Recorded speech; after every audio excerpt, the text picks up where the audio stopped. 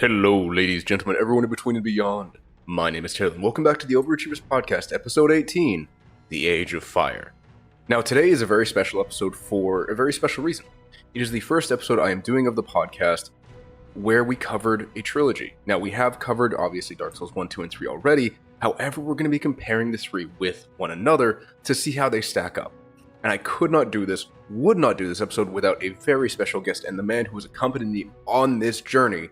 Please help me welcome John. I mean, it wouldn't really make sense to do this one without me, would it? No, it wouldn't. Not to be full of myself. You're kind of a slap in the face. Exactly. We did all this together, and then suddenly, I just do a solo episode on it. Yeah, or I bring in someone completely irrelevant. Yeah, somebody who hasn't even played them. That's who you bring in. I bring in Kat from the other room. Here, I need you to record this episode with me. Kat, what was your favorite Dark Souls game? She's like, shut the fuck up. It would be a very short episode. No, realistically, she would say, Dark Souls again, really, haven't you played that enough? No. It's impossible. Listen, man, all she knows is that we played Dark Souls 1, 2, 3, Elden Ring, I played Sekiro, you and I played Demon Souls, I played Blood. To her, it's all Dark Souls. To her, it's all, not necessarily the same, she's not a boomer take, but it's very much, how can you play the same type of game for quite literally hundreds of hours collectively? It's not even just the same type of game. We have done Dark Souls 3 4 or 5 times. Yeah, that's the other side of it. It's great. Best series. Oh, that's a question for another day. Oh. I gotta think about that one.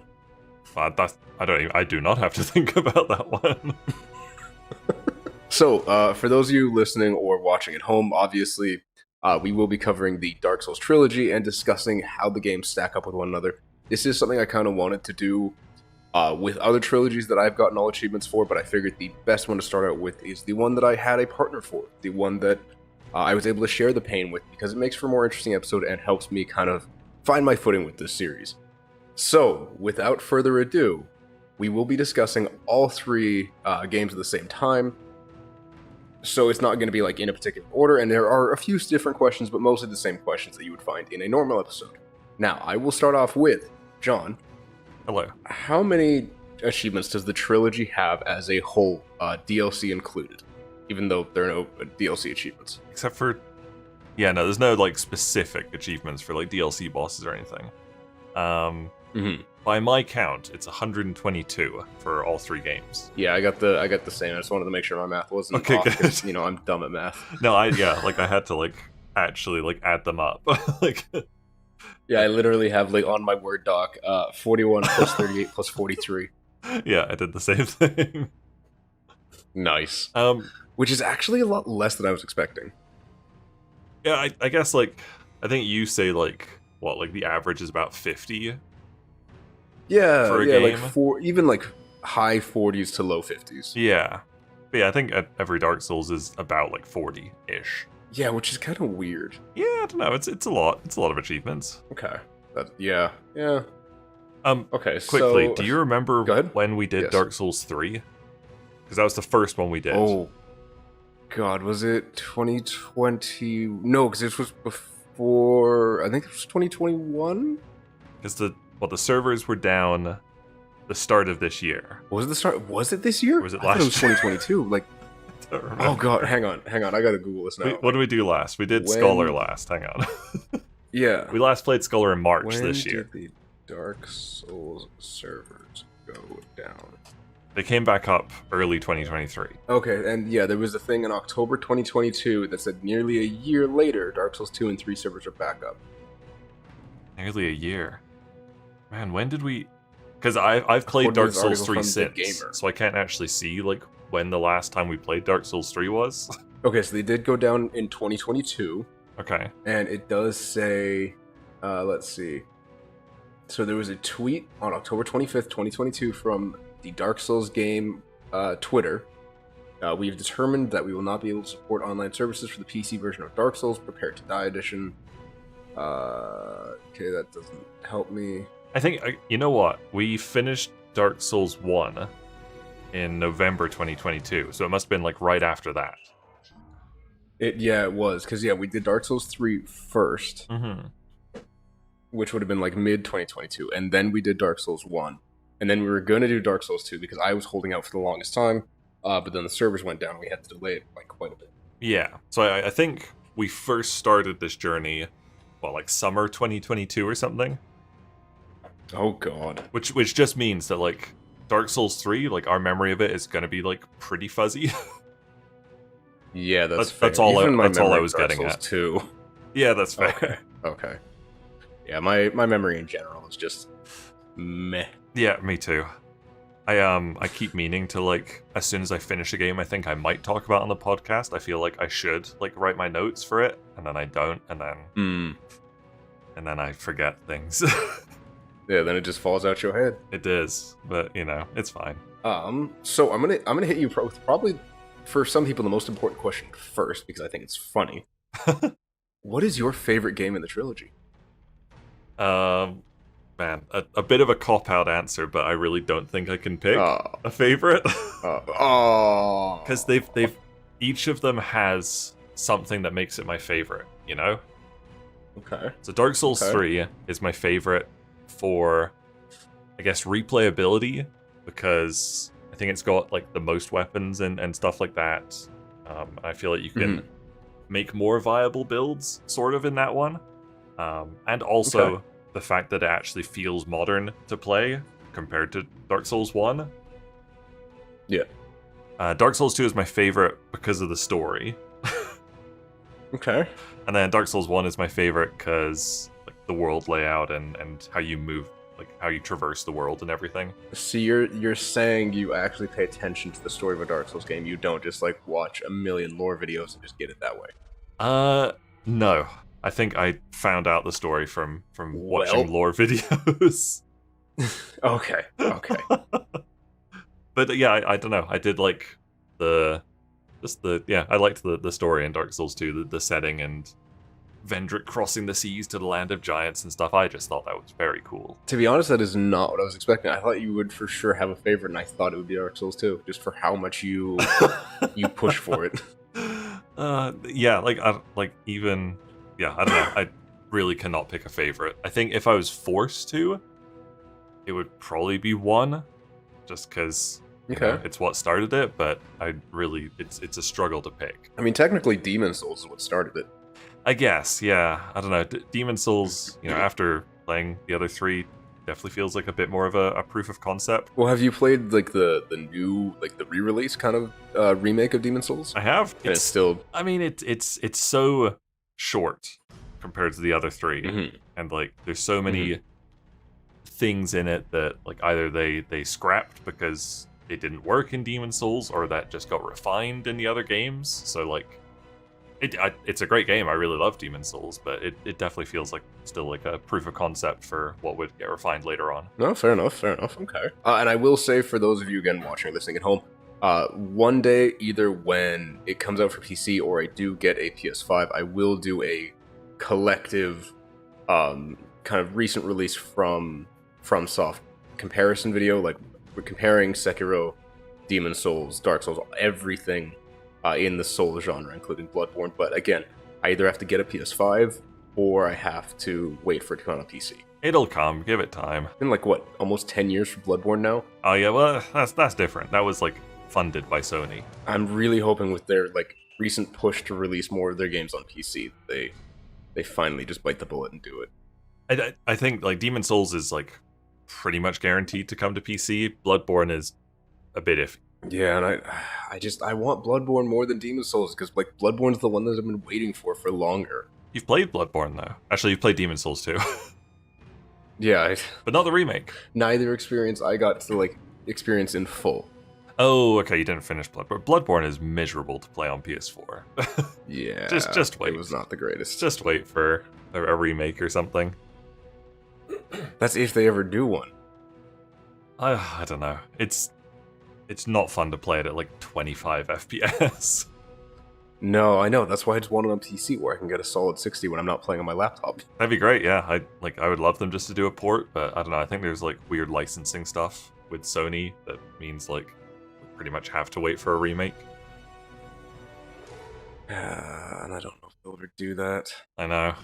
But Demon Souls, I'll go just get get a Demon Souls. PS5. But if you I might just get it. if you play Bloodborne on PS5, it's not like it hasn't got patched for PS5 or anything. You still just Oh. play the PS4 version. It's still like 25 FPS, and it still feels terrible to play. I feel like I could suck it up though if I like had enough time to just kind of get used to it. Maybe that playing Bloodborne makes me want to vomit. I mean, that's fair. But that's just me. I feel like not many people got like that motion sick from it or whatever it was. Okay. I mean, that's fair. I will see how my finances play out. My top priority right now is a new PC. Yeah, I think a PC is the better investment. And for then maybe not sending anonymous emails demanding Bloodborne and Demon Souls on Steam. You don't think they get those like daily anyway? Oh, they absolutely do. It'd be I'm ignored. sure and they do. Yeah. I'm okay with that. I do not condone sending death threats. Never send death threats. No. That's just not cool. Like, no one's gonna listen. No one's gonna care. And all it does is add stress on people who can't do anything about the situation anyway. Like, don't be a dick. But you could definitely ask nicely for them to put Bloodborne on Steam. Yeah, they'll still ignore you, but at least you're being polite about it. Mm-hmm. Anyway, getting back on track. Yeah, which is your favorite game? So you're gonna be surprised by this, I think. Dark Souls My 2, favorite was really? actually Dark Souls 1. Damn it. So, Dark Souls 3 was obviously the one we started out with. I will link to the many playthroughs that I have done with Chris and John for all three games in the description down below on Noiseberry Games, because it's a lot. That's gonna be like 15 Um, playlists. That's fine. Okay. And, you know, like I said, it was the first one. It is the one that, as John mentioned, feels the most modern outside of Elden Ring. But, I don't know, there was something about Dark Souls 1 to me that had more charm to it in terms of the map layout, some of the NPCs for sure, like the fact that Andre, like, it's the original version of Andre, and then we have the giant blacksmith and all this stuff. It also, the bosses felt some of the most charming, or like the most interesting in the series, because, well, partly because it was less new player friendly, like it was less modern than Dark Souls 3. So I didn't feel like I could just take the straight sword that you got as starting with the knight class to like all the way through the game like I did in Dark Souls 3, which I did and I don't regret doing.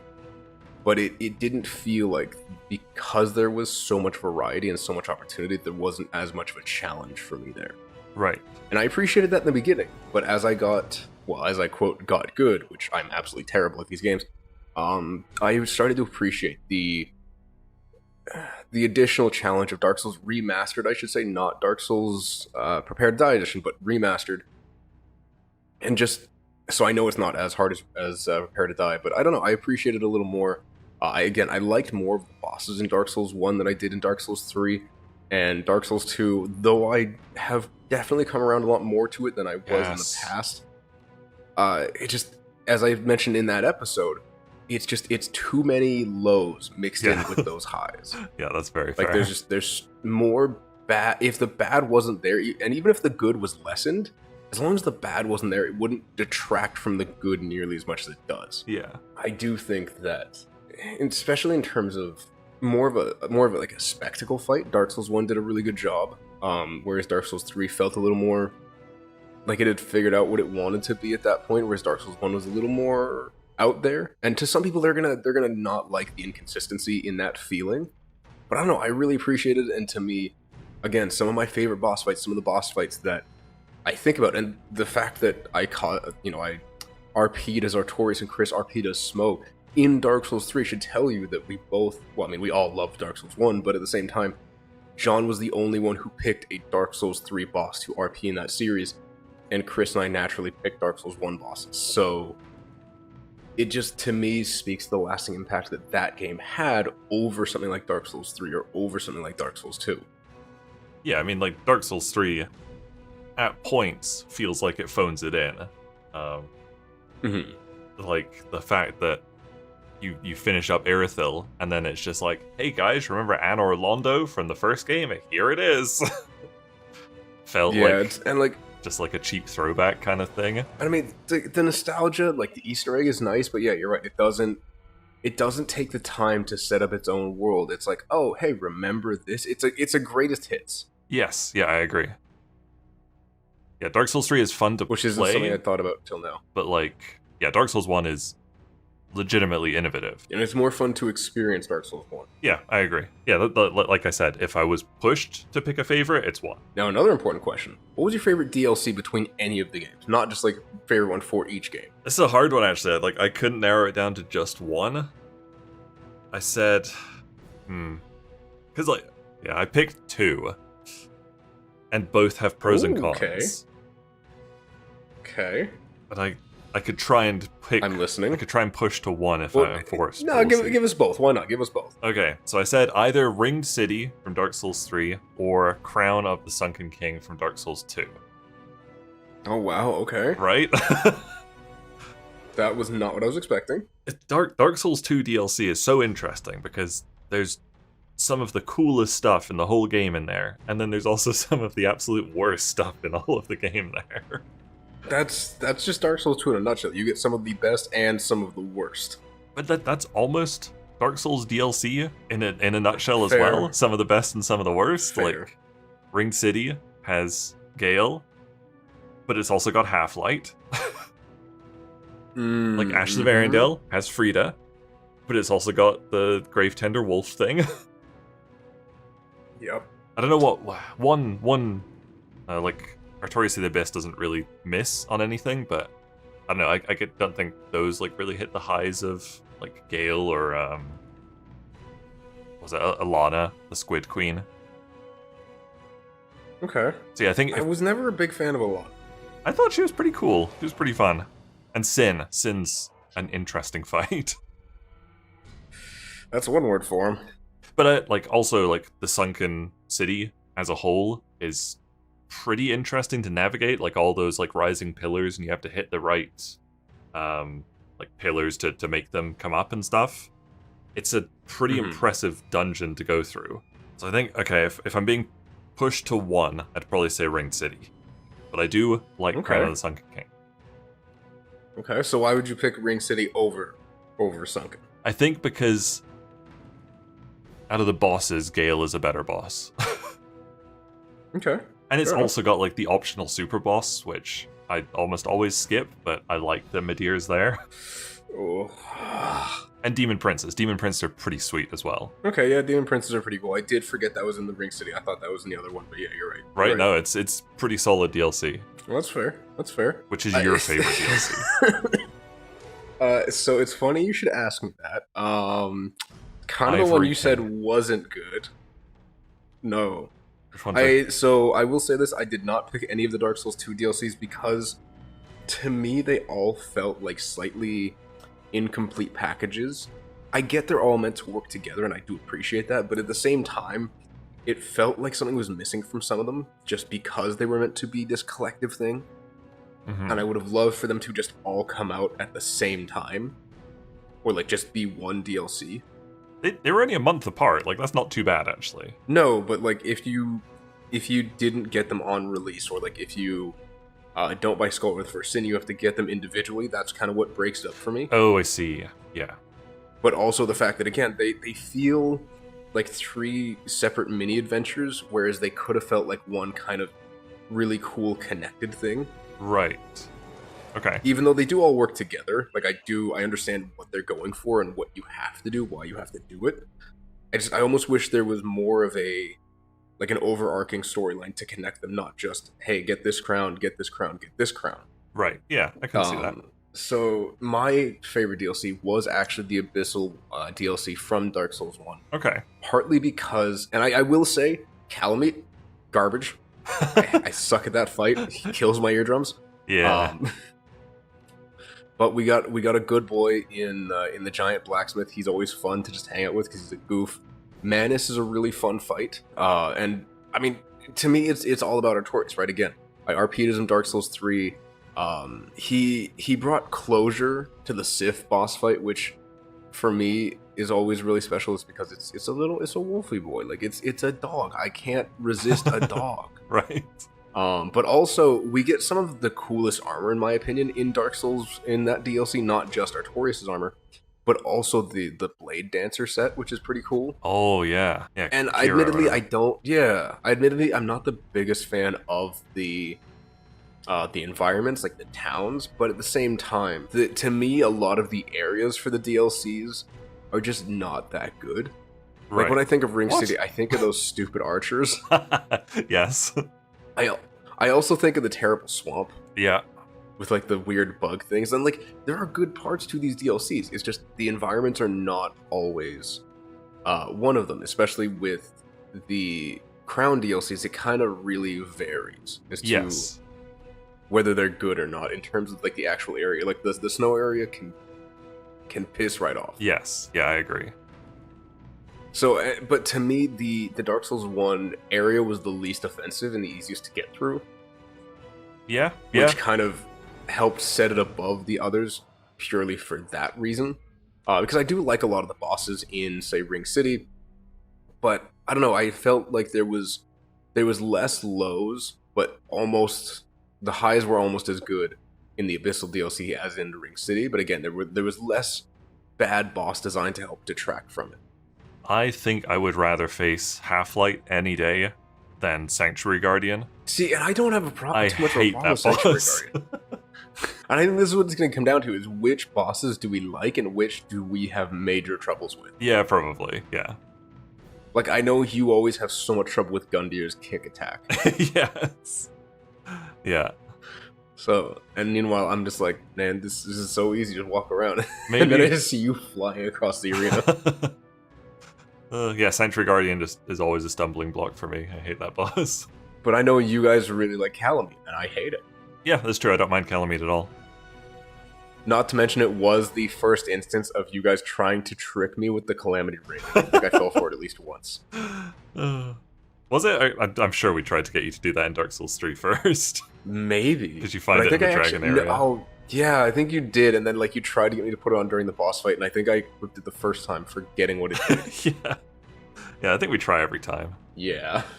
But again, it just, I don't know, it holds memories for me in that regard. That's good. That's nice. Although, and I will say, the Ashes of Ariandel DLC, the most fond memory I have is you forgetting where Manitoba was. Not forgetting where it was, forgetting it existed. Oh, that too. Just skipped right over it. Yeah, we have fun memories of Okay. the Ashes DLC, even though it took us like 2 videos to do. Yeah, it was definitely too It was, but it's fun. The Frida fight's great. fair. Fair. You just have to get through Ariandel first, Yeah. who's mid. Yeah, he's okay. Okay, so if you could only have one game in the trilogy left, which one would you keep and why? I feel like I've on it a bit so far, but Dark Souls 3. Okay, why? The reason why is, I don't know if this is cheating at all, but I said because it has more mods than the other 2 games, which, adds like almost limitless replayability. There's like the Convergence mod, which like changes it so much. There's the Cinders mod, which changes it so much and adds so many more things. The Randomizer mod is not quite as good as Dark Souls 1, but like overall there's better and more mods for Dark Souls 3. So that's the one I would play forever if I had to.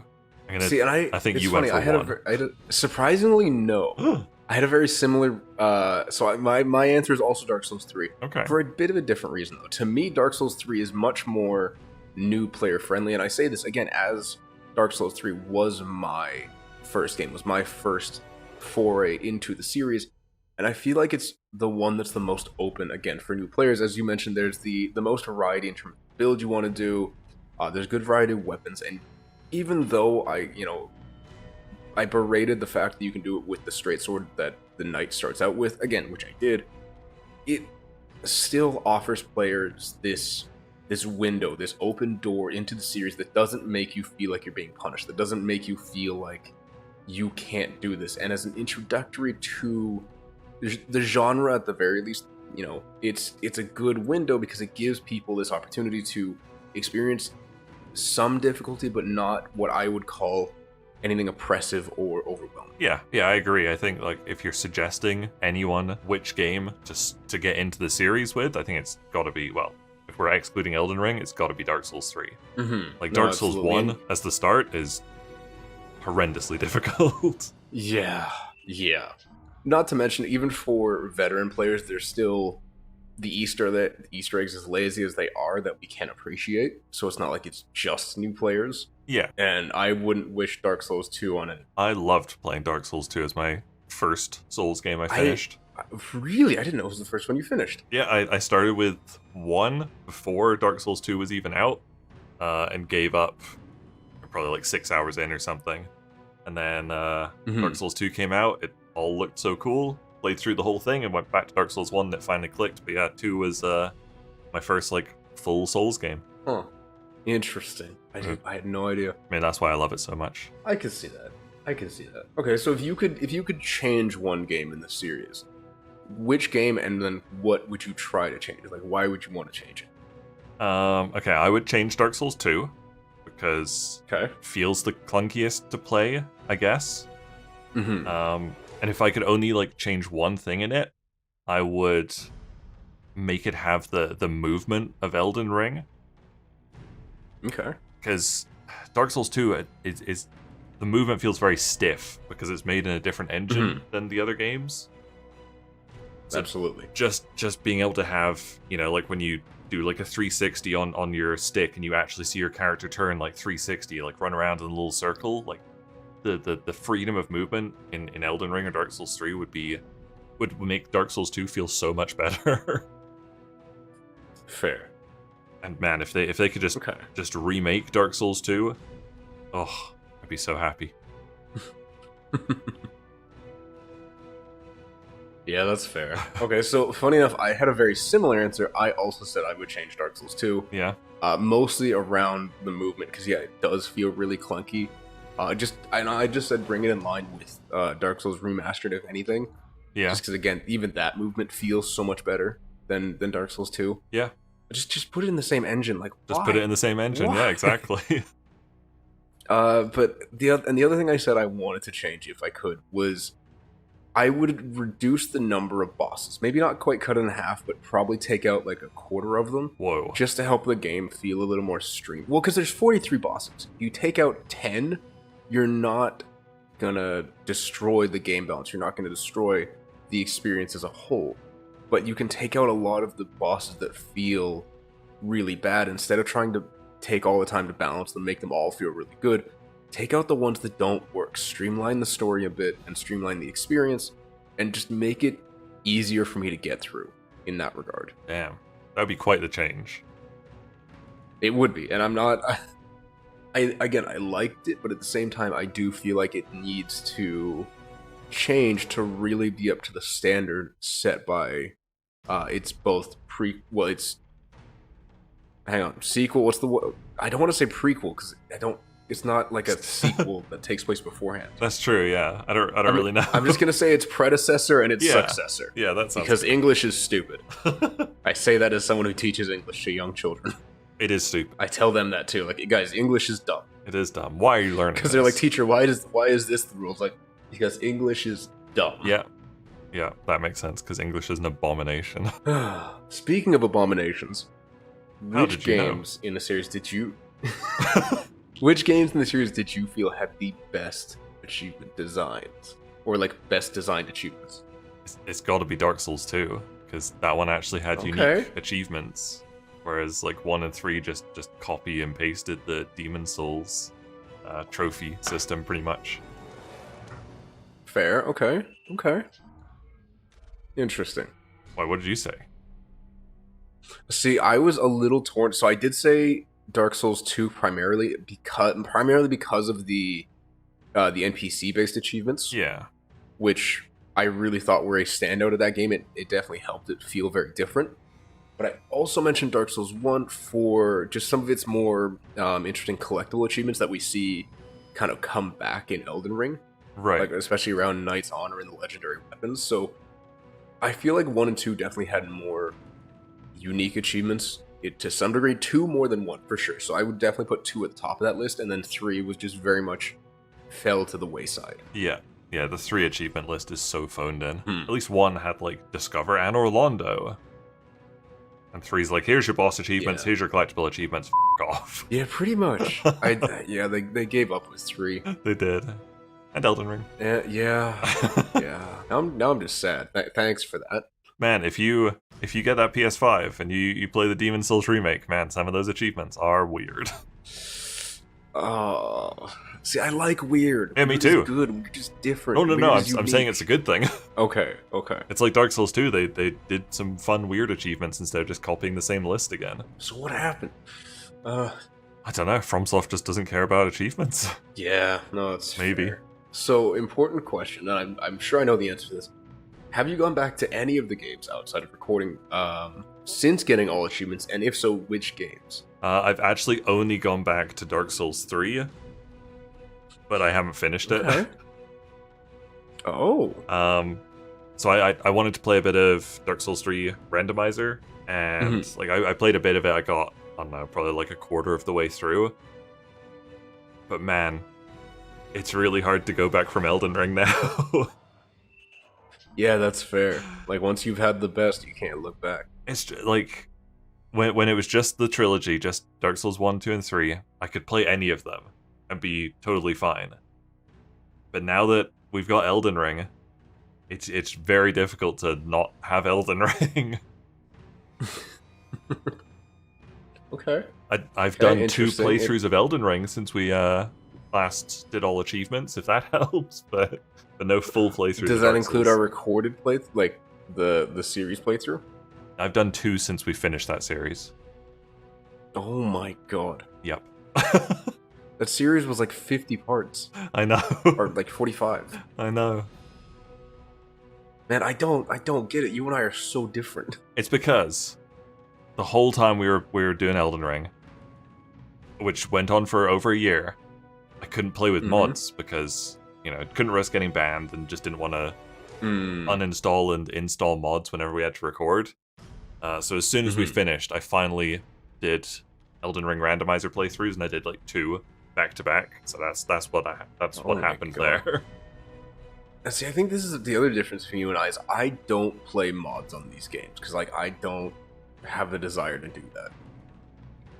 I love randomizer mods, but like there's only so many games I know well enough to do them, so you know it has to be the Souls games. I hate randomizer mods because I can't. Like, it's such an unpredictable situation. Like in it, I should say I hate randomizers in any games. I realized this when we were doing way back when we were doing our Soul Link randomizers. Like, we could not appropriately plan for anything because we didn't know what was going to happen. And yes, it encourages like critical thinking, it encourages problem solving, but at the same time, you can get absolutely screwed by the RNG to the point where you can't even blame the game for imbalance because you did this yourself. Yeah, I love it. And like I hate watching streamers who play randomizers and then like, oh, this game is so screwed. Like, dude, it's not the game. You did this. You chose to do this. Don't complain about the game being unfair. You literally decided to do this to yourself. Sounds like you need to find different streamers. No, and I it's just when I watch like clips or something. Oh, okay. And I won't like actively seek out those streams. Okay. It's just like when I'm watching a video and it's like, okay, it's an interesting video, but then it's when they complain about doing a randomizer that it pisses me off. Right. They've literally asked for it and then they're complaining about it. Yeah. Like, make the interesting video, understand that you chose to do a randomizer, and just appreciate it. If you've been pissed off, sure, but don't blame the game for that. Shout out to my Dark Souls 2 Magic randomizer run. Fair. Where I forgot you did that one. Where I was stuck on like Ancient Dragon for like 3 hours or something. And I get that's part of my problem with randomizers and with kind of the mods in general, is it the games are meant to be balanced in a very specific way, and if you destroy that balance in a way that isn't controlled, like with a randomizer, you can absolutely set yourself up for failure. It's great. The best thing about like Elden Ring randomizer and like the Dark Souls randomizers is like if you're going up to Margit or something and you walk in and there's Fire Giant there, you can just re-roll, so you don't have to deal with it. Which is nice. So like you never like really screw yourself. That's fair. But yeah, fair. I don't know. I don't know. I don't see the fun in that personally. I love it. I find them so much fun. Like Pokemon, I've done a lot of randomizers, and Dark Souls, I've done a lot. And I'm happy for you. I think that's great. It's just we are different people, as I've come to discover. We definitely are, yeah. and that is fine with me. I'm happy for it. It's also going to very much come through in this next question.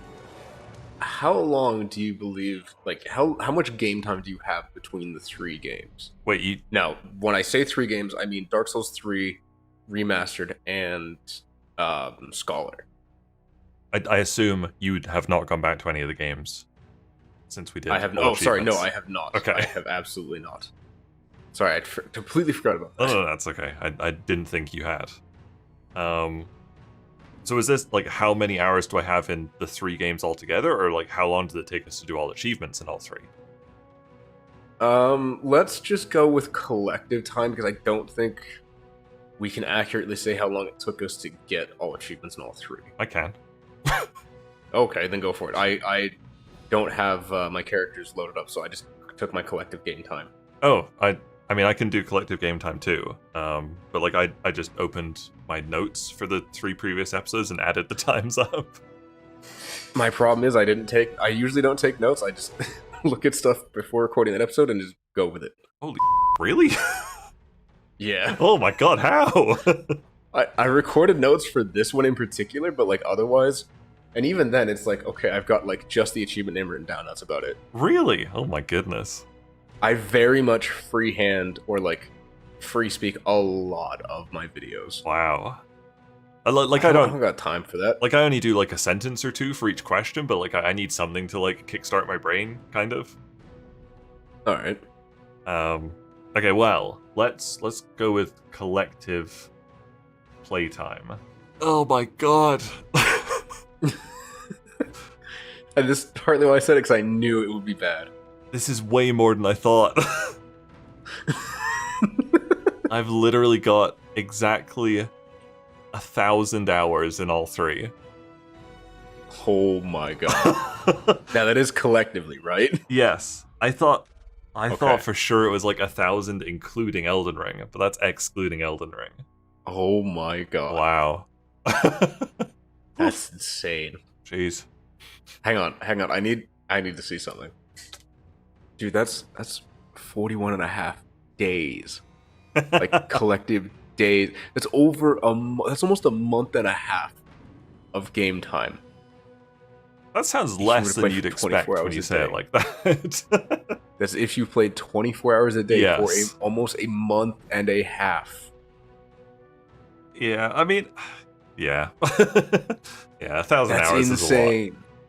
Go me. Indeed, go you. Do you want to take a guess at how many hours I have? In all three, I would guess you probably have about 300. Ooh, higher. Really? Okay, like 450. Close. I have exactly, and this is weird because it does give me like to the first decimal point. I have exactly 413. Wow. Okay, that's pretty that much all with is- us. Yeah, That's funny. because that's 225.4 in Dark Souls 3, 140.2 in Dark Souls 2, and 47.4 in Dark Souls Remastered. Oh, interesting. You've got like half my hours in everything except for Dark Souls Remastered, where you've got a quarter. Randomizers. I've played more Dark Souls 1 randomizers than anything, that's why. Fair. Ah, interesting. Oh, I was not expecting you to say 1,000 No, hours. me neither. I definitely like ballparked it to about 600, which is Okay. foolish, because there's 400 in just Dark Souls 3. Okay, interesting. Um, Yeah, that's fair. That's fair. If you're interested, I added up my 3 characters, and they were altogether okay. 93 and a half hours, Oh wow. Okay. which is like almost 10% of like the whole playtime was just doing this, Oh my all God, it is. achievements. Which means because I had more time in Dark Souls 3 because I had to do a lot more solo farming. Right. So I would say I'm at least 100 hours, which is like a quarter of my whole playtime. Holy crap, yeah. Damn, yeah, So without that, I would have been at the 300-hour mark. we got a lot more hours from doing those all achievements. That's great. Wow, that's Best- nuts. Best value game in our library, I'm sure. I gotta see about that. Definitely in mine. Because like I'm sure I have like a free to play game that I genuinely have spent no money on, but like over 200 hours in. Cookie Clicker. I mean, other than Cookie Clicker. Okay. Like an actual Yeah, I'm sure game. you do, yeah. Like either maybe Vindictus or a Kingdom back when I played those. Okay. Maple Story 2, you know. Maple Story 1, thank you. I actually I checked my hours in Maple Story 2 on Steam the other day. Yeah. I have 90 hours in that game. What? Right? I played so much of it. Shotomata. Give me a second here. Okay, it's still in your Steam library. You can wait. see how many hours. Yeah, I know. That's why I gotta check it. I gotta see if I put in 90 hours in this You didn't. game. Good. Because Jody was a... Yeah, he was shoddy. Oh, that's his name, Jody. The story... Yeah, is there no space? That reminds me, I was gonna do a 20-year celebration, but I forgot to do that. I don't know when it released. For Maple Story? Yeah. Oh, that would have been good. Wait, you said you had 90 hours. Yeah. 90? Yeah. Guess how many it says I have? 12? Nope. More? 7. That means you played 83 hours of this game after we finished up. I played 83 hours of Maple Story 2 just with Jordan. How does that make you feel? Very happy. Good. We had great fun with Maple Story 2. Good. Did you want me to bleep the name, by the way? Jordan? No, that's fine. Okay. She's on checking, Twitch. Just checking. Shout out to Vapory on Twitch. I will put a link for that in the description down below. Sweet. Okay, so this is gonna be an interesting one. Which game? Hang on. Which game was the best, and then why? Like, was it due to the gameplay experience or the achievements themselves? Which game was the best? Which game was the worst? Sorry. So I went just based off the gameplay experience of us doing all achievements. Mm-hmm. So for worst, I said Dark Souls 3, just because of how much farming there was and how much solo farming there was. Mm-hmm. Like, I didn't hate doing it, but like if you compare that to the farming or lack thereof in 1 and 2, it makes it pretty clear that it was the least fun to do. Do you want to do your worst now, or do you want me to do my best? No, you know what? I'll do my worst. Sure. Okay. My worst is also the same as Dark Souls 3 for the same reasons. It's the solo farming, and it's all the Covenant stuff that we had to do. And there was so much that would have centered around PvP that we were able to skirt around because it was the two of us. So yeah, I would totally agree. There is some garbage achievements in that game, and yeah, I'm more went based on the achievement experience just because the whole premise of the podcast. But yeah, Dark Souls 3 was by far and away the worst. Yeah, just hours spent on the Anor Londo stairs killing 2 Silver Knights over and over. Just not the most fun. Mm-hmm. So my best, 1 and 2 are both good, but I think 1 slightly edged it out for me, just because of how much fun I had learning the duplication glitches that we used. Okay. Because, I'm sure I said it in the episode, but I've watched lots of Dark Souls 1 speedruns, which are filled to the brim with glitches, so it was just fun to learn some of those tricks. So weirdly enough, I said Dark Souls 2, partly because of the gameplay experience of just getting to know the NPCs, getting to fill out Majula, and it felt like you had a place in the world. It didn't, yes, you were just this pawn in and over, in this kind of wider game, but it felt like more than that. It felt like you were supposed to actually get to know these people, actually get to interact with them, and become a genuine part of their lives to some degree. Yeah, I agree. Doing I felt like Lucatiel's one of the story only and stuff. ones where you weren't alone. Yeah. Yeah, so for that reason, and this is one of the few times I will give Dark Souls 2 the top spot. But Yeah. for that reason, I would say Dark Souls 2. Yeah, I think the NPCs all make up the story, so you're kind of echoing how I said that it's my favorite game because of the story. Fair. Okay, that's fair. That's fair. And see, I didn't pay attention to the story so much. I don't know, I appreciated having the NPCs there. I don't know why Right. I appreciate it. because like I didn't care about the story. I didn't care about the story in most of the games outside of watching the videos. But like I don't know, something about it just really it felt more traditional RPG-esque. Like building a village kind of thing. Yeah, and I think that's part of what really attracted me to it is because yeah, it definitely felt again more traditional in building that village and building that whole um kind of idea of hey, you're actually a part of the world. You're not just another cog in the machine. Yeah, I agree. I love that about Dark Souls 2. So yeah, definitely an interesting one to experience in that regard. And there are certainly some features that I would have appreciated them, and they sort of brought it back in Elden Ring, but I would have appreciated bring more of. Although whether or not they do another Souls-like RPG will be questionable. Is it? I don't know. I think it's their bread and butter now. Yeah, but I mean, we'll see how Armored Core does. I think it did very, very well. Good. Yeah. I hope so. I'm glad because I know they've that was their original bread and butter. Yeah, that was what paid the bills when they were like messing around with like Kingsfield and Shadow Tower and stuff, right? Mm-hmm. Armored Core was their go-to. So I if wonder they if they're needed gonna. money. I wonder if they're ever going to experiment again. I don't know. I mean, Sekiro was an experiment for them, right? Yeah, that's fair. Yeah. I would not mind like another game in the same vein as Sekiro. Yeah, it'll be very interesting to see what they do after Shadow of the Erdtree. I assume they'll do like another DLC, but like once they're finished with Elden Ring, it'll be interesting to see what's after that.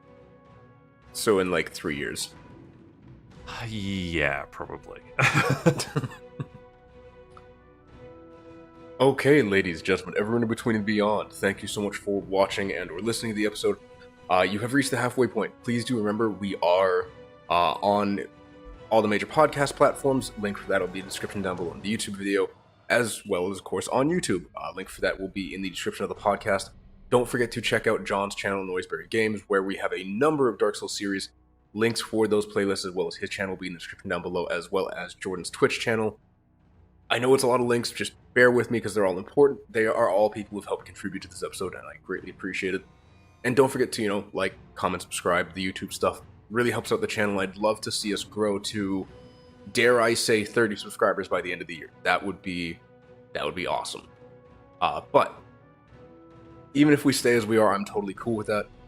I would love if you keep watching, keep listening. And with that being said, let's get back into the episode. From hardest to easiest, or no, let's flip. Let's go from easiest to hardest. In terms of achievements from the 3 games, how do they compare, and did they influence how much you enjoyed the game over another? All of mine, so all 3 of the hardest ones for me are all various collecting ones. Surprise, surprise. Surprise, surprise. And then all of the easiest ones are, because I like including them, the little gimme ones. Okay. How do they compare? Like, the easiest ones are almost identical, and the hardest ones are also almost identical. Fair. But did they influence how much I enjoyed one game? Yes, because the collecting in Dark Souls 3 was the worst, just because of the Covenant farming. True. Yeah, otherwise, I don't know, they all compare, like, very well to each other, and didn't really influence it for me outside of, or it didn't, I don't know, influence my enjoyment too much, apart from Dark Souls 3, maybe? So so let's start with this. What was the hardest of all 3? I think the hardest of all 3 has got to be Master of Rings from Dark Souls 3, because that's what we needed all the Covenant items for, as far as I can remember. Okay. Yeah. Like I said, we did Dark Souls 3 like a year and a half ago, probably, so memories are a bit fuzzy of it, but just if that is indeed the achievement tied to the Covenant items, like, that was the worst one. What about, say, for Dark Souls 2, what do you think was the worst one in that one? Or sorry, I guess these are hardest ones. Or sorry, hardest, yeah. Yeah, I guess the worst ones are going to be the collectibles. Why did I say hardest? I think we probably had to do, like, New Game Plus or something for Master of Rings. I really don't remember. I do remember hardest for Dark Souls 2, I put Master of Hexes because we had to kill Darkwraith. and that's a really tough boss. Okay. What about for Dark Souls 1? What you put was your hardest? It was Knight's Honor, because acquiring all the random rare weapons was not easy, especially compared to...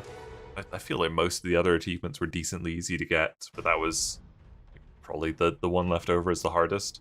That's fair. Yeah, and so funnily enough, guess what my answers were? Exactly the same as mine. Yes. Even Dark Souls 2. Yes. Yeah. Partly because the Master of Hexes was the only reason we had to go into New Game Plus Plus. Was it? I thought that was Miracles. Oh wait, no, I think it was both. But then I think because I'm pretty sure Hexes was the last one we collected, and that was like halfway through New Game Plus Plus. Yeah, because we had to get all the way to Drangleic Castle just to buy like 4 spells from the Chancellor guy. Mm-hmm. So lame. That was garbage. What an anticlimactic ending. Oh. And okay, so what did you pick as your easiest then? What were your gimmies? What were my gimmies? So easiest for Dark Souls 3 is light a bonfire for the first time. Fair. Easiest for Dark Souls 2 is die for the first time. Okay. Easiest for Dark Souls 1 is light a bonfire flame. Fair. Okay. And I like that those 3 achievements are like the perfect example of Dark Souls 2 doing something quirky and weird, and Dark Souls 3 literally just copying Dark Souls 1. Yeah, that's fair. That's very fair. So you don't include the gimme achievements, so what were your easiest? No. So they're a little similar to each other, but like not the exact same by any means. So I'm gonna go in the same order you did, 3, 2, 1. My first one for Dark Souls 3 was Iudix Gundyr, so the tutorial boss technically, because not everyone's gonna beat him, not everyone's going to do it.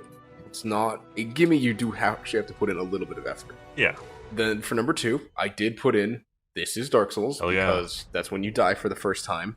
Now, again, you don't necessarily have to put in effort to dying, but there are people who have done it without getting this achievement. Like this is not technically a gimme achievement. You can beat the game without dying. Yes, that's true. Which is more my criteria for like it can't like the gimme is you can't beat the game without doing this. Right. Okay. And for number 1, I put Ring the Bell for Quelaag's domain because they didn't technically have one for beating the Bell Gargoyles.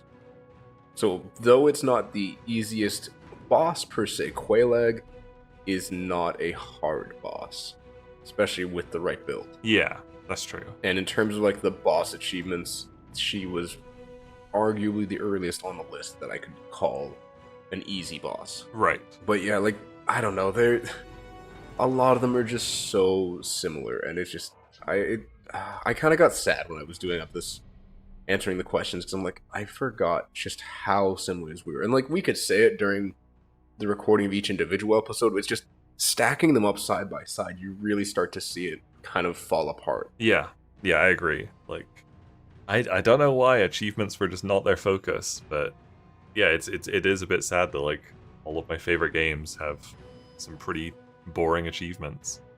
Okay, so let's do this then. Most and least fun achievements from all 3 games. How did they compare? So I think I just copied like my most and least fun from the individual episodes. So like my answer hasn't changed from like those episodes to this one. But the most fun for Dark Souls 3 and Dark Souls 3. Dark Souls 2 and 3 was both the Dark Soul achievement, which is get all achievements, because I had a great time doing the whole thing, so I liked getting that one. And then my most fun for Dark Souls 1, I did put Knight's Honor. Oh no. Just because it's stupid. Oh no. And it is kind of, I mean, it's dumb as hell, having just this random grocery list of items you need to get, but it's also kind of fun. Oh. Okay. What about for Dark Souls 2? Oh, actually, no. What was your what is it? Least fun in Dark Souls 3? Because you said Dark Souls 1, but you said the Dark Soul was your Dark Souls 1 and 3 achievements. So about the least fun in Dark Souls 2. Least fun. Okay, so least fun in 3 is all sorceries. Least fun in 2 Okay. is tied between all pyromancies and all miracles. And least fun in 1 is all miracles. Oof. So pretty similar theme there. Yeah, you don't say. Yeah, I mean, they all the games have really annoying things to do to get all of a certain collectible or whatever. So those are just the least fun for all 3 of them, pretty much. Mm-hmm. It's nice that across all 3 games, you cover all the spell groups with the least fun. It's not like Yeah, that's fair. it's not always all miracles is the least fun. Like in 3, it was all sorceries. Yeah, okay, that's fair. That's fair, and even like most of the games didn't have hexes and options, so Yeah, I think 1 they were combined into just sorceries, right? I think. yes. Mm-hmm. Then 2 they became their own thing, and then 3 I think they were still sorceries. No, they were still separate. Yeah, I think they were split in 3. But maybe No, wait, not. weren't most hexes in 1 pyromancies? Or were they mirrors? No, they're still sorceries. They definitely had Okay. hexes, but they were just combined into the all sorceries achievement. Gotcha. Okay. See, my list is very different. Is it? Sort of. Sort of. Okay. So so in order of least favorite from 3, 2, 1, Master of Rings from Dark Souls 3, because screw that. Master of collecting all the sorceries in Dark Souls 2, because screw that. Okay. And Knight's Honor in Dark Souls 1, because screw that. Sure. Very fair. Just yeah, so many collectibles. So many collectibles. And such an obscure list. And then right. In terms of my favorites, it was Abyss Watchers, Gathering of Exiles, and Lord Vessel, because that's the only one that would relate to the Ornstein and Smaug boss fight. Oh, okay. Yeah. Okay. Yeah. So I those are quite definitely different. picked my favorite boss fights from each game, except for Dark Souls 2, because there wasn't really an achievement tied to my favorite boss fight.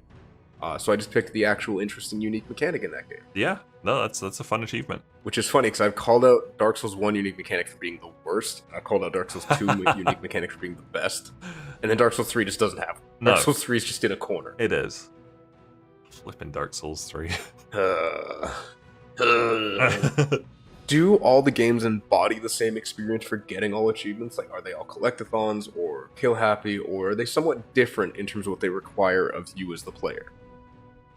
I think all 3 are pretty much the same experience. Like, they all kind of have a checklist of things you need to do. Like, obviously you need to kill a bunch of the bosses in every game, but you always have to collect all the spells, collect all the miracles, stuff like that. Mhm. Like, yeah, for the most part, apart from Dark Souls 2 slightly, with some of the NPC Okay. achievements, like, yeah, your experience isn't too different across the games, I didn't think. Yeah, that's fair. I would agree with that. Yeah.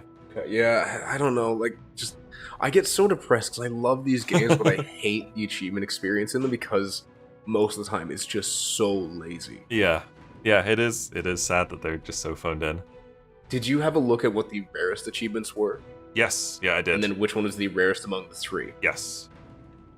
So, what did you find in your research? So I've got the rarest for all 3. So we'll go for most common to rarest. So the most common rarest achievement is Knight's Honor in Dark Souls 1, which is 6.1% of people have got it. Mm-hmm. The next is All Rings in Dark Souls 3, which is 4.9% of people. Yep. Which means the absolute rarest achievement, this is excluding the Dark Soul achievements. Yeah. The absolute rarest is All Miracles in Dark Souls 2 with 4.6%. Yeah, I found that the same, and I don't get why. Dark Souls Well, okay, I kind of get why, but I kind of don't. Dark Souls 1 is Like, it's definitely the shortest, and I think it is the most doable. I think Dark Souls 1's also the most popular. So like it would have the most people who are willing to try and go for that achievement. That's probably true. And I would guess you know, at this point, especially with remastered, which is where we're getting our stats from, I think you're probably getting less casual or new players going into Dark Souls 1 than you would with Dark Souls 3, maybe. Yeah. Like we said, like I could see that. Dark Souls 3 is like a good starting one because it's the most modern, so that's probably why the numbers are a bit skewed in that one, because you probably have like a ton of people giving up like at Vort or something like that. Yeah, or even like say they get to Pontiff and they just decide I'm done. Yeah, exactly. Okay, yeah. So, no, and I would agree, like, sorry, go ahead. I was just gonna say it's actually interesting because all of these rarest achievements have got slightly less rare since we did our podcasts on each of the games. Oh. So like Knight's Honor, when we did that Dark Souls 1 podcast, only 5.4% of people had got it.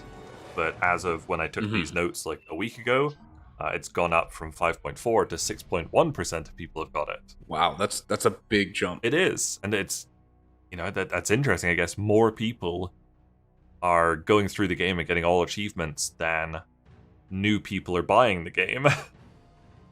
So yeah, I'm really hoping. I wish I could say it was due to the podcast, but knowing the view count, I don't think that's true. Damn it. But I would love for them to watch the episode and, you know, of course, subscribe. You know, just out here giving advice for all these things that clearly people are doing. Yeah. If only they would give us a chance. Yeah, jeez. But yeah, I did think it was interesting that like all of the numbers have gone slightly up since we recorded our podcasts. That's awesome. Yeah. Well, here's hoping we can grow the achievement hunting community. Yeah, do all Dark Souls achievements. Do it. Yeah, and I mean, you know, if you know someone who's going for these achievements or going for achievements in any game, please do share the podcast with them. Hopefully they enjoy the experience and subscribe. Be nice. And I mean, heck, if you're interested in being on the podcast, hit me up. I can't guarantee I'll say yes, but I'll at least give it some thought. Yeah.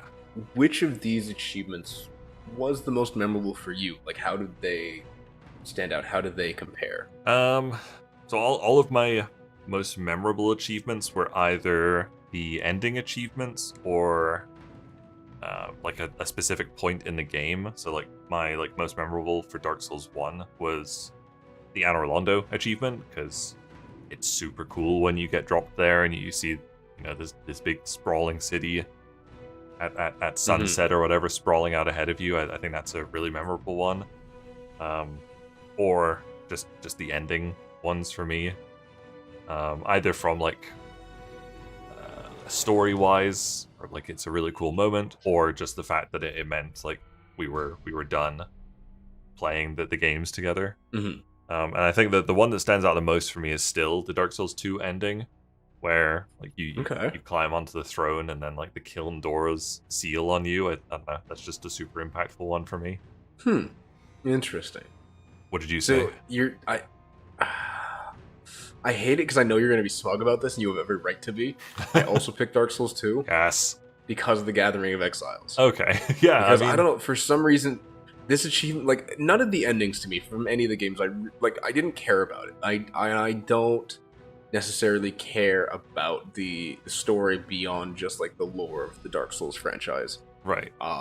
And even then, I just enjoy listening to videos. Like, I'm not gonna be like, oh, you know, I love all the lore, I love all the stories. Like, dude, I watch the videos as background noise. I think it's super interesting what Miyazaki has done, what his team has done, but I don't care enough to read these descriptions. I don't care enough to get engaged with it, and I'm fully ready to admit that. There was a time when I was not, but so for me, none of the endings really matter per se.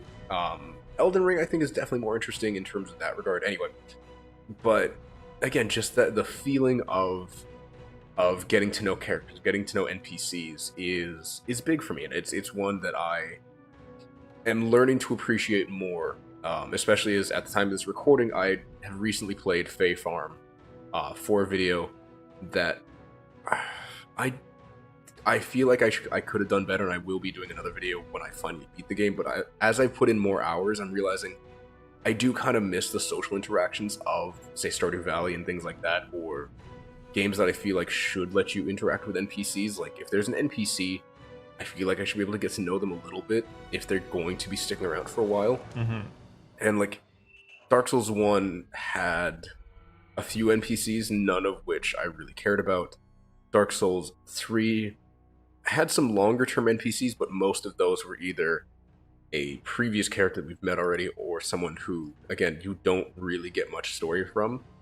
But then Dark Souls 2, even just in the utility of each character, they all did something.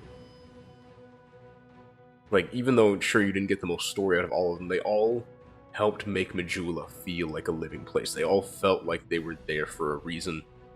And for the most part, more than just to be a shop. Yeah, I agree. Like, I don't know, like, even, like, the most obscure, like, the map boy in the house, like, he doesn't do much, but it's still nice that he's there. Yeah, or, like, the fact that you rescue the daughter of the blacksmith Yes. who's working there. Yeah, that one's so cool. And it's like, hang on. Like these people have actual relations to each other. Yeah. What is going on here? I'm glad you're coming around. It's the best game. In some ways, yes. In many ways, no. Oh, okay.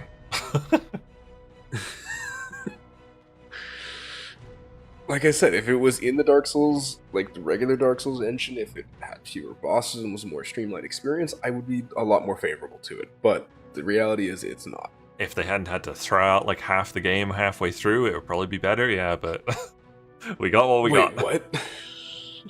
Oh yeah, they like had to switch like track like halfway through the game or something.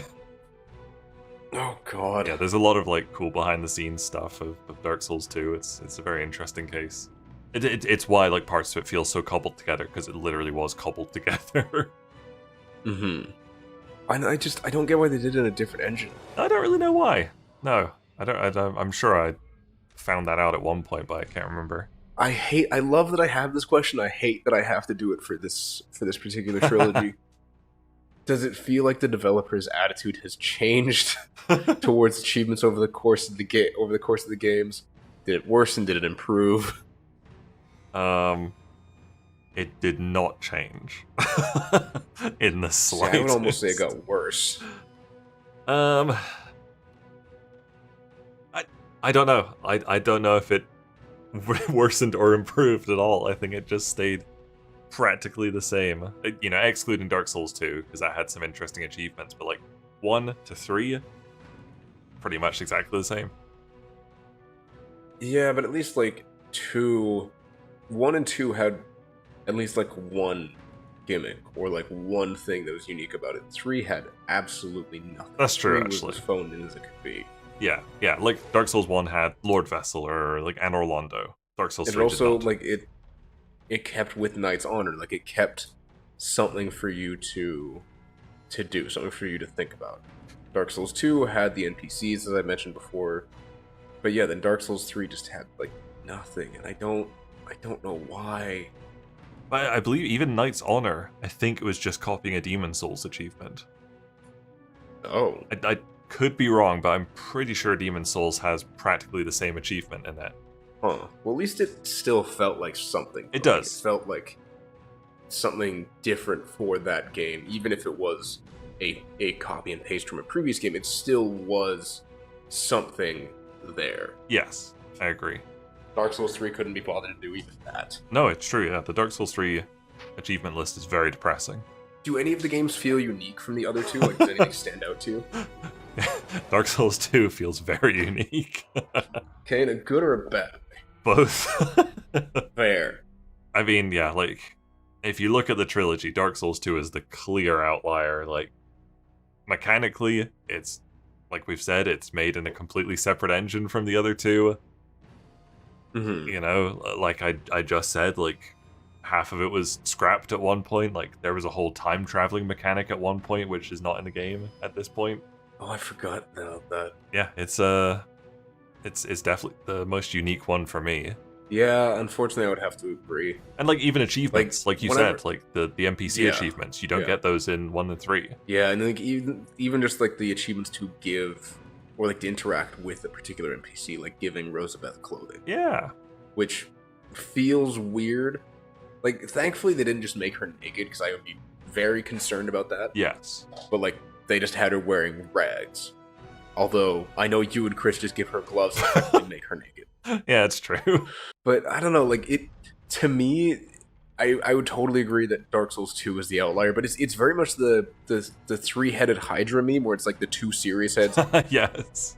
Yeah, the one goofy ass thing. Yeah, Dark Souls For, 2 is the goofy head. On the side. Yeah, which is it's just strange to me. I know. So, this is going to be kind of a question we've had before, kind of not. Would you recommend the trilogy, not just a single game, but all 3 games, to anyone potentially looking to do all achievement? Yeah, I think so. I mean, it'll take you about 100 hours, and it's pretty much 100% recommended to do it with a friend, but like I had so much fun doing it. Obviously, I'm a massive Souls fan, so my experience. Oh, you were just gonna say you're a masochist. Maybe, because I played a lot of Dark Souls too. Yeah, like obviously my opinion is going to be a little bit slanted towards yes, because I love these games so much, but I think if you also enjoy Souls close to as much as I do, then yeah, I think I would recommend the whole trilogy with a friend as a caveat. Okay. What do you think? See, I think I'm about the same. I cannot say in good faith that I enjoyed the Souls series or the Souls genre as much as you do, given how many games you've played, given how many hours you have in the trilogy, like the numbered trilogy alone.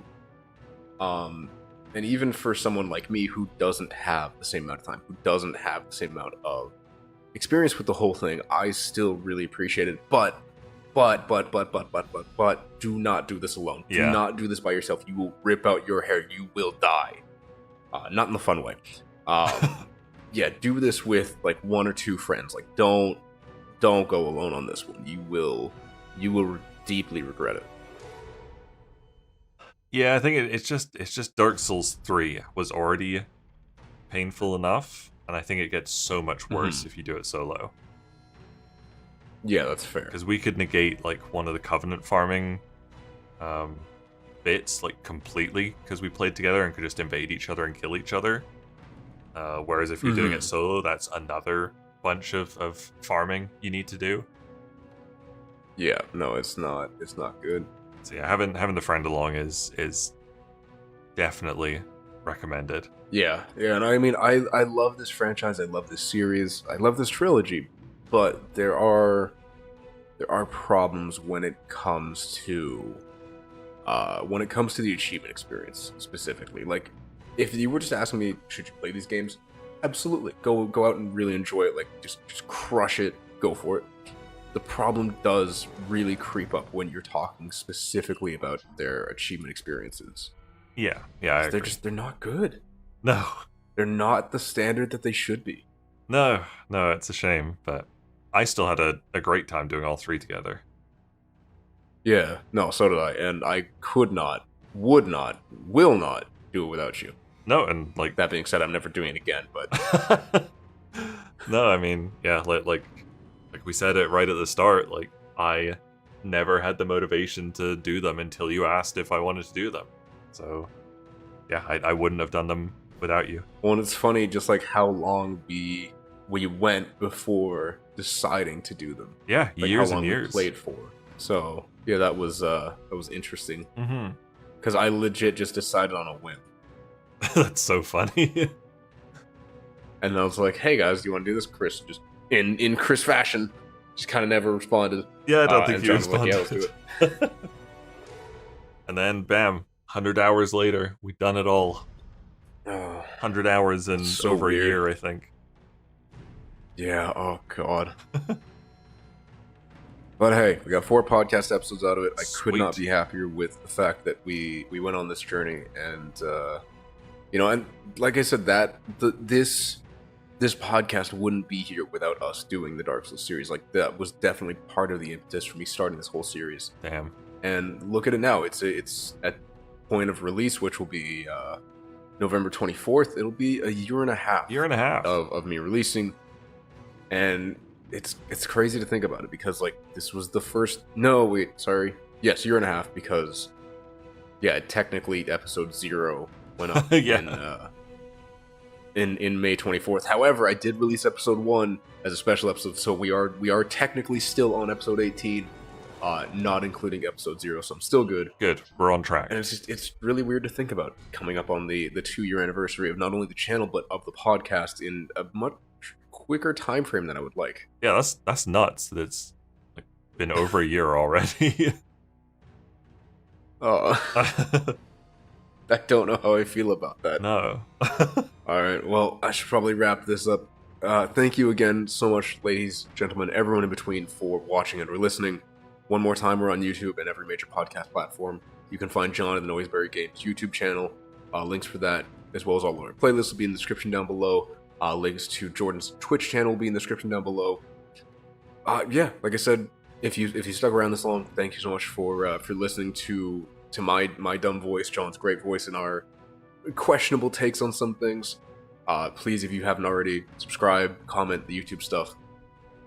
John, thank you so much for being here. Really appreciate it. Thank you for having me again. Love being on the podcast. Love having you. With all that being said, thank you one more time, everyone. We'll see you in the next one. Bye. Bye.